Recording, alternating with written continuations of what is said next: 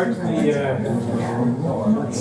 last session of two talks. The first one is by Richard Gustavson, who's a graduate student here at CUNY, and he will speak about differential kernels and balance with the consistency of differential equations. Okay, thank you. Thank you for the organizers for inviting me to this conference and for this workshop and putting everything together. So my talk has to do with effective methods for determining whether or not systems of differential equations are consistent. So let me start with an example. So here we have a pretty simple system of differential equations over Q, one differential indeterminate, two derivations. And so this system has what I call a pseudo-solution in the sense that we can find some element A in some field extension of Q and we can define derivations D1 and D2 on Q of A, Q adjoin A, such that A with these derivations is a solution, I put that in quotes, to this system. The reason I put it in quotes is because we can't guarantee that the derivations we define commute with each other. And when we have systems of differential equations with more than one derivation, we always implicitly assume that when we look at solutions in field extensions, differential field extensions, we want the derivations to commute on the extensions. And so in this case, we don't know a priori whether or not the derivations will commute. And in fact, in this example, it's impossible to have them commute, because if they did, we'd get this contradiction. So even though we can find this so-called pseudo-solution, the system is inconsistent as a differential algebraic system. So the question is, when do these so-called pseudo-solutions correspond to actual solutions to systems of differential equations? Yes. So you only want the derivation to commute on the solutions. It doesn't have to commute everywhere. Well, what will end up happening is it will end up commuting everywhere. But the first question is, does it commute on the solution? Yeah. If it doesn't commute on the solution, obviously it can't commute everywhere. But the first thing to look for is, does it commute on the solution? Yeah. Okay, so first, some terminology. We're going to be looking at this set n to the m cross n, so that's m tuples of natural numbers cross the integers 1 through n. And so we're mainly going to be looking at this set gamma of r, where r is a non-negative integer. Gamma of r is all of the elements of n to the m cross n of degree at most r. Here, the degree of an element in n to the m cross n is the degree of the m tuple, so that's just the sum of the components. And we can put an order, a partial order, on n to the m cross n by saying c comma I is less than or equal to tau comma j, if and only if the last components are the same, and c is less than or equal to tau in the product order. So it's less than component-wise. And the way to think about this is the following. If we have n differential indeterminates and m derivations, then there's this correspondence between n to the m cross n and the set of all derivations, the set of all derivatives of these differential indeterminates. And then this order corresponds to an order on this set by saying dc of xi is less than or equal to d tau of xj, if and only if d tau of xj is a derivative of dc of xi. So we want to think of this set of derivatives in the background. This is where this set n to the m cross n is coming from, but we're sort of going to leave that behind and really only going to work in the abstract n to the m cross n set. Okay. So we're going to be looking at field extensions of a differential field K. So we're going to fix a differential field K with m commuting derivations, partial 1 up to partial m, characteristic 0. Let's fix n and r, natural numbers, n positive. We're going to look at field extensions L of K of this form. So it's K adjoin an initial segment of n to the m cross n. So it's AXCI, where CIs are in this gamma of R. So here, we're adjoining elements indexed by this initial segment of n to the m cross n. And so a field extension of this form is said to be a differential kernel over K if there exist these derivations dk for K from 1 to m. From K adjoin all of these elements in the initial segment of up to r minus 1 into L, such that dk of AXCI equals AXC plus Ki. So the way to think about this is as follows. Suppose we had a system of differential equations f of dCxi, where Ci is in gamma of R equals 0.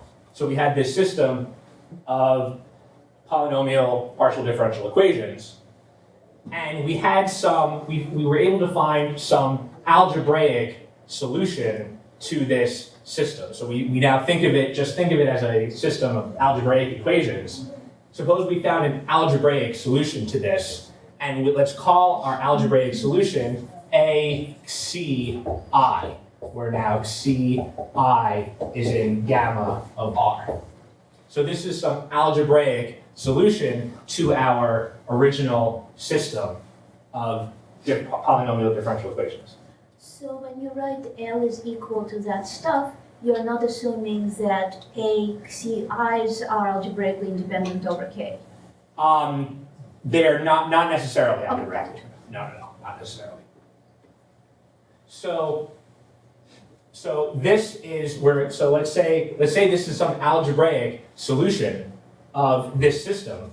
Then K adjoin these these elements, which maybe we're adjoining all of them, or maybe there are some relations between them, is a differential kernel if we can define derivations d1 up to dm such that dk of ACI equals AXC plus Ki.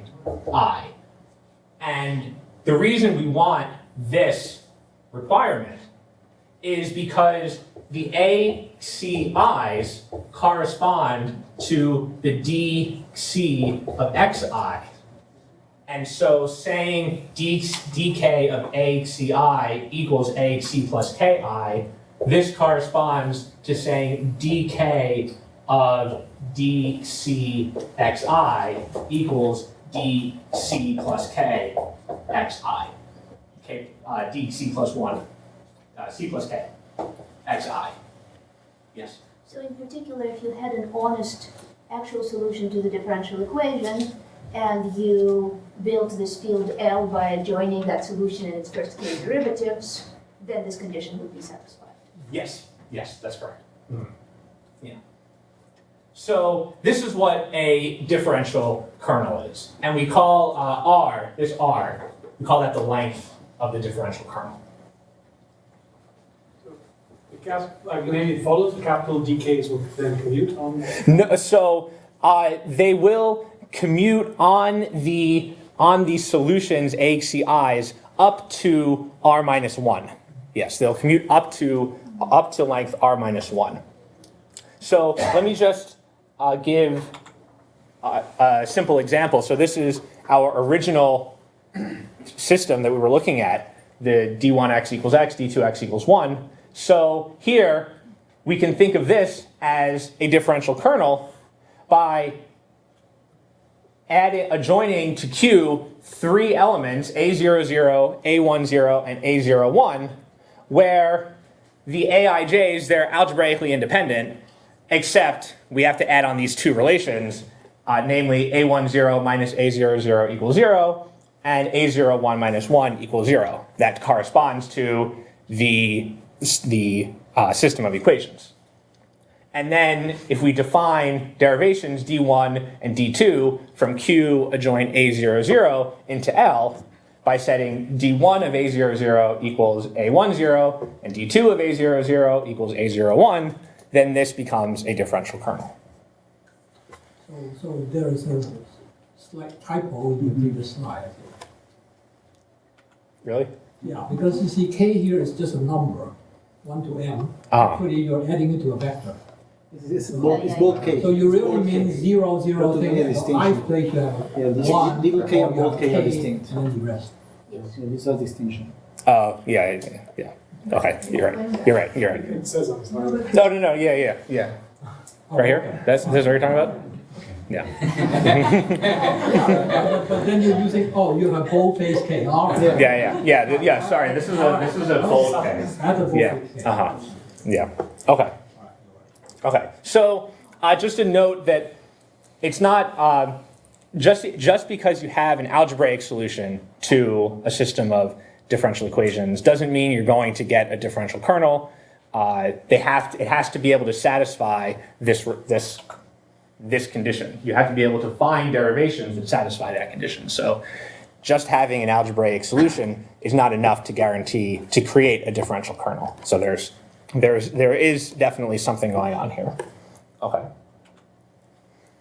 And so how do differential kernels relate to the problem of finding solutions to systems of differential equations? Well, that comes in the following. So we say a differential kernel has a regular realization, or I'll just say realization, if there exists a differential field extension M of the ground differential field K, such that L, the differential kernel, is a subfield of M, and the derivatives on M extend the derivatives of the differential kernel. And the key result is that if we started with a system of differential equations F, then this system has a solution if and only if the differential kernel has a regular realization. And the way to get the solution is you look at the degree 0 generators of the differential kernel over the ground field. So we start with a system of differential equations. We see, does it have a differential kernel? If it does, then we ask ourselves, can we find a regular realization? If the answer to that question is yes, then the degree 0 generators of that differential kernel will be a solution to the system. So basically what this boils down to is, how do we determine whether or not differential kernels have realizations? To do that, we need what we call prolongations.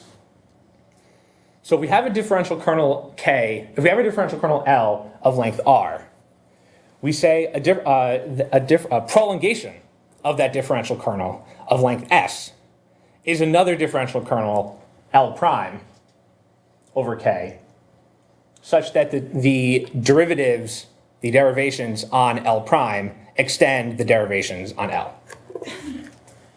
And then it turns out that a differential kernel will have a realization if and only if it has prolongations of arbitrarily large length. So Landau in 1970 studied differential kernels in the case of one derivation, and she showed that any differential kernel of length R has a prolongation of length R plus 1. And that means it has prolongations of arbitrarily large length. And that means that any differential kernel has a realization. So in the case of one derivation, this problem is effectively solved. All you need to do is determine whether or not your system has a differential kernel, and if it does, then you're basically done, because it has a realization then, and so you know there will be a solution. When there's more than one derivation, the problem gets a little harder. So let me give you some examples. So this is an example of a differential kernel in two derivations, m equals 2, one differential indeterminate, n equals 1, where there's no prolongations. So here, this is a differential kernel of length r. So we're adjoining these aij's up to length r.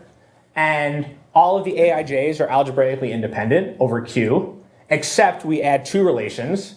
A1 r minus 1 equals A0 r minus 1, and A0 r equals 1. So this corresponds to the system I can write down.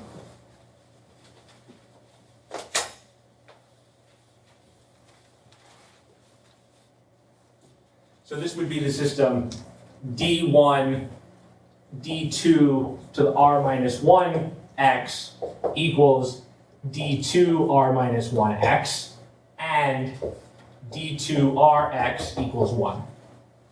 So that's taking this system and turning it into a differential kernel. This is what we get. So then if we define the derivations in the obvious way, we can show that this is a differential kernel of length r. It turns out, though, that this does not have a prolongation of length r plus 1. Because if it did, then the derivations would have to commute on the elements that we adjoined of degree r plus 1, and that would lead to a contradiction. This is written down here. So this differential kernel does not have any prolongations, so it doesn't have realization. It gets even more annoying than that. This is an example of a differential kernel that has some prolongations, but they stop after some finite length. So again, it's two derivations, one differential indeterminate. This corresponds to the system d2rx equals d2 to the r minus 1x, and d1 to the rx equals d2 to the r minus 1x squared. So here's another differential kernel of length r. And it turns out that this one does have prolongations up to length 2r minus 1. So we can prolong this system some finite number of times. But as soon as we try to prolong it up to length 2r, then we get a contradiction. We cannot, because then the elements of length 2r would have to commute, we would end up getting a contradiction. So even if we have some prolongations of finite length, that does not guarantee arbitrarily large prolongations.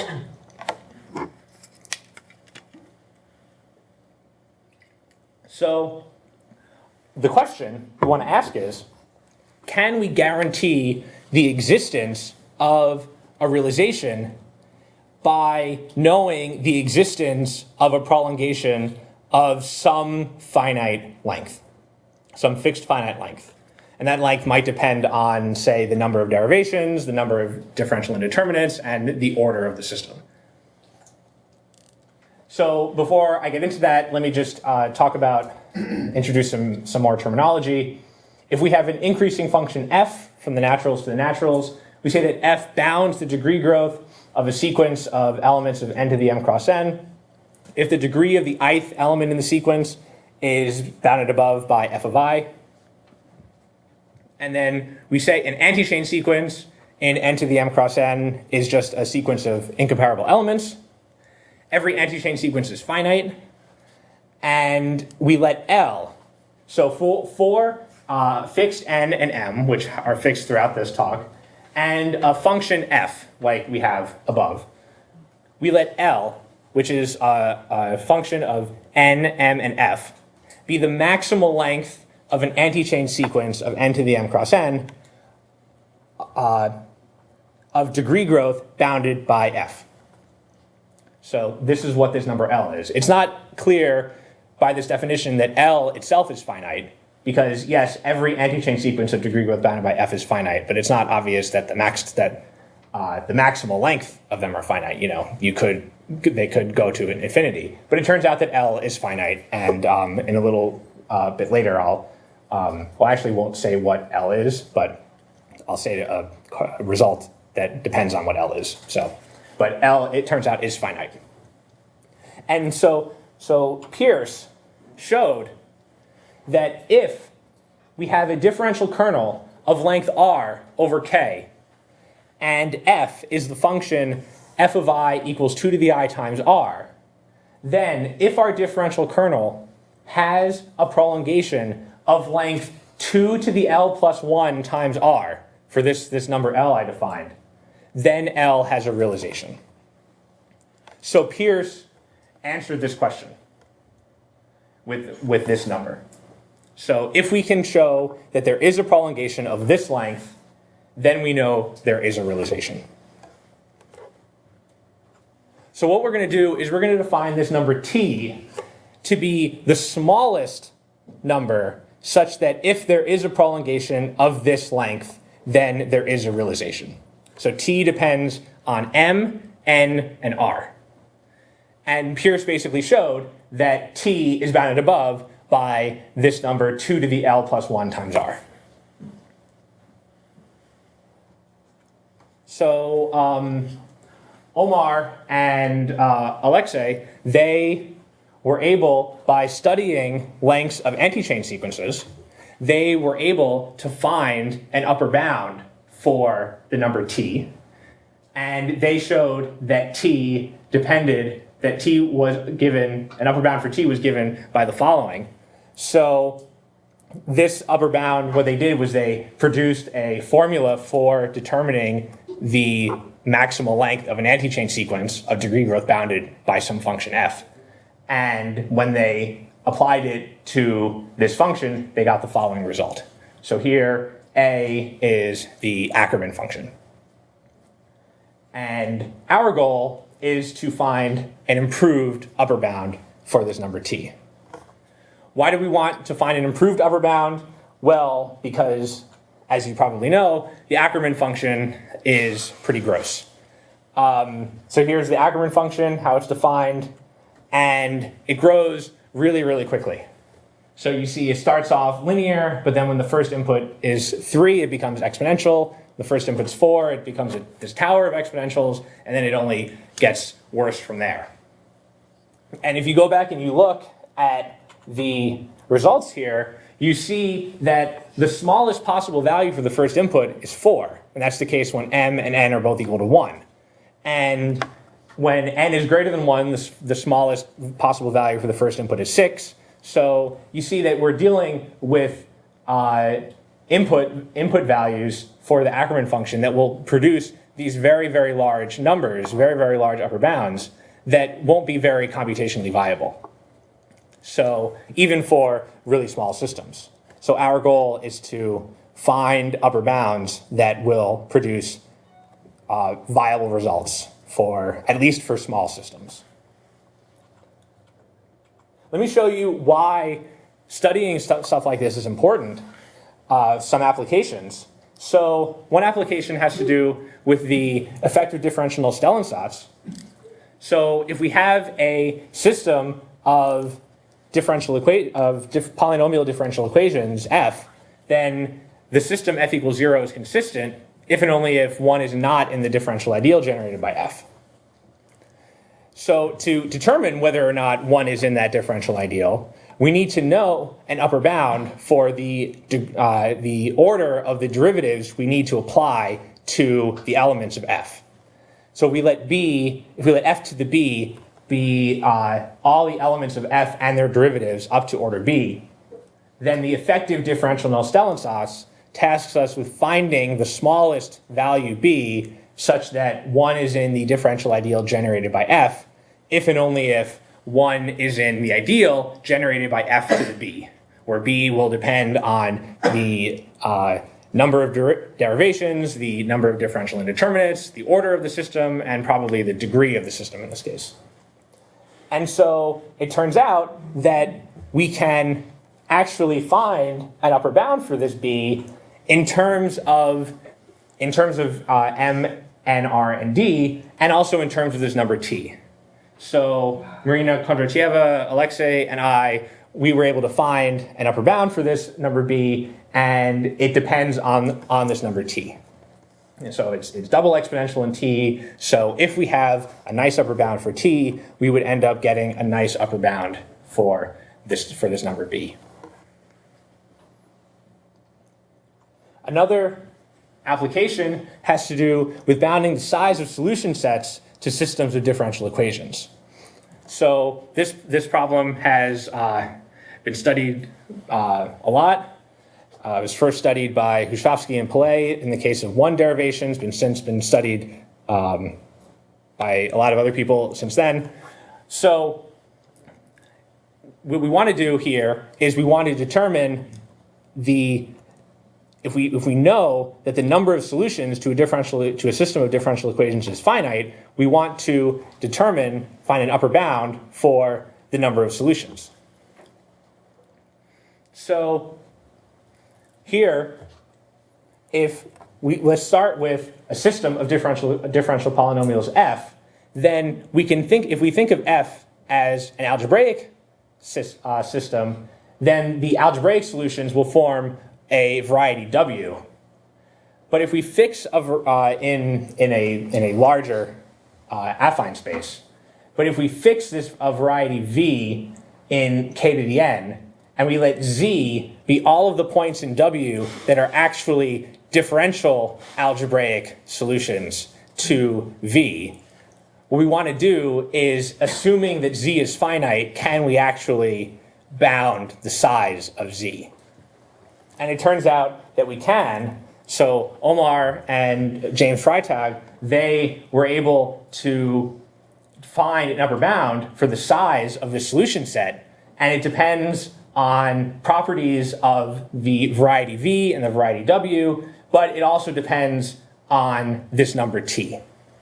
So finding a nice upper bound for this number T is really important. We see it has some pretty nice applications.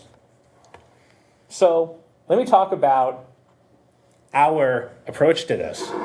So Omar mentioned in his talk this number C, which we introduced in the work that we did. So we can define it recursively like this. So C, it depends on R, M, and N. When R is equal to 0, it's just 0. When N is 1, it's just this Ackermann function defined recursively. And then when N is greater than 1, it's defined also recursively like this. There's actually an intrinsic definition for C it's not given recursively, but it would take too long to describe how that's defined, so I'm not going to go into that.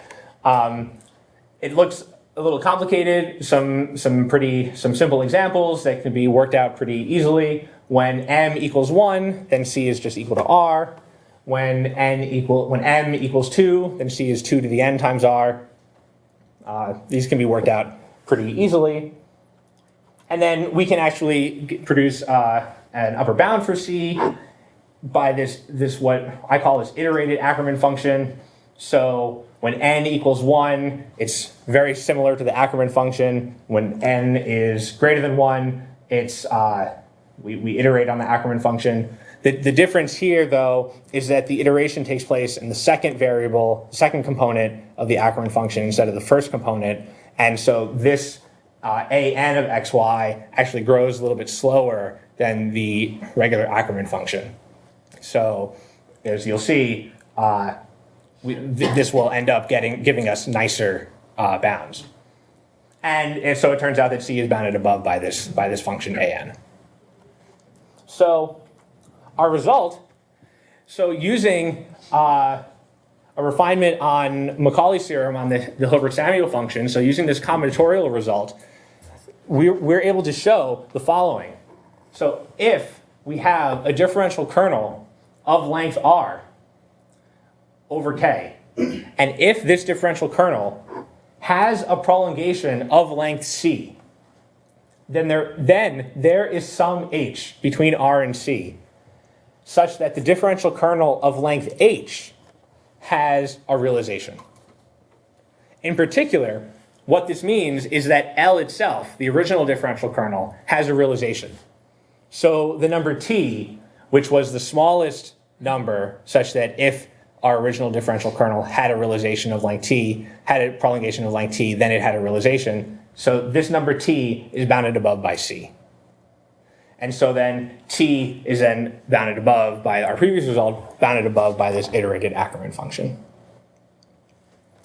So what we see here, yes, so this is then a new upper bound for this number t.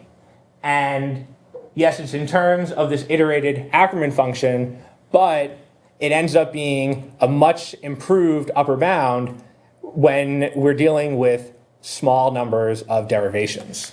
So let me give a couple of examples. So when m equals 1, when we're dealing with one derivation, the previous upper bound for t was 2 to the n plus 1 times r. And our upper bound produces that t is bounded above by r. And this is actually a sharp upper bound. We know that t actually equals r in this case.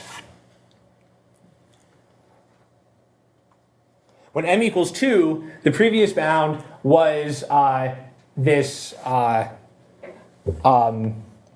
recursively defined upper bound. It's 2 to the bn plus 1 times r, where bn was this recursively defined function, ended up being this tower of exponentials. And our upper bound just reduces to 2 to the n times r. So when we have two derivations, it's just 2 to the n times r. And when n equals 1, we know that this is actually a sharp upper bound. When m equals 3, there's not a general formula for an upper bound for t, but we have some specific results. So previously, it was known that when n and r were both equal to 1, t was bounded above by 2 to the 71. And when n was 1 and r was 2, t was bounded above by this number. And we were able to show that when n is equal to 1, for any r, t is bounded above by 3 times 2 to the r minus 1. So we see here that when r is 1, we get 3. When r is 2, we get 9. So those are pretty significant improvements over 2 to the 71 and 2 to whatever that is. Okay, so we have, even though this upper bound in general is in terms of the Ackermann function, so for large numbers of derivations, it might be pretty big. When we're dealing with small numbers of derivations, which are what most people work with in applications, this bound is really a really nice, useful bound. Thank you.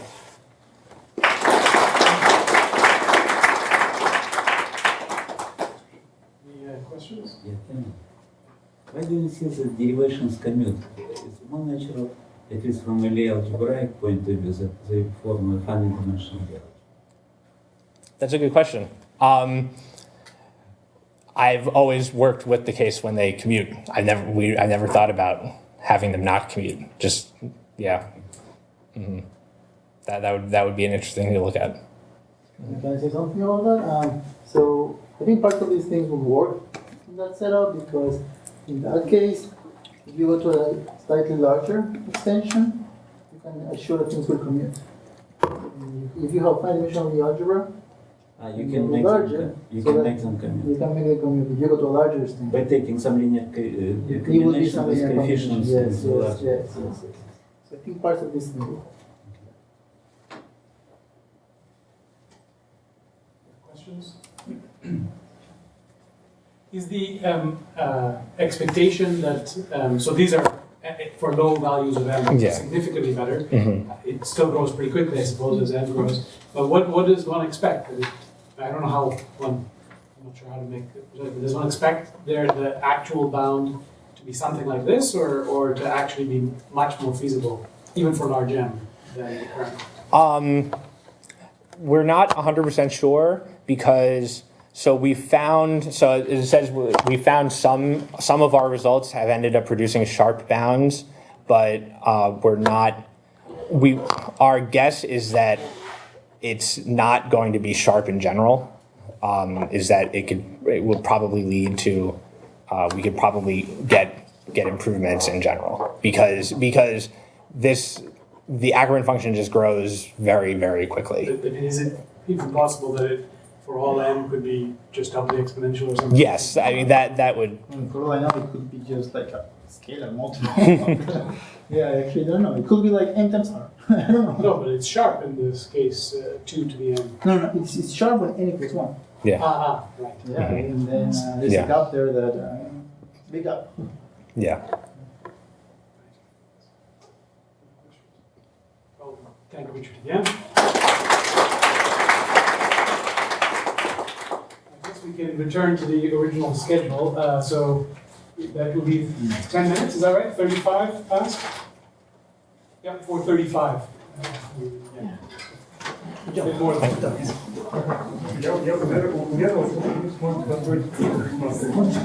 Press the blue button.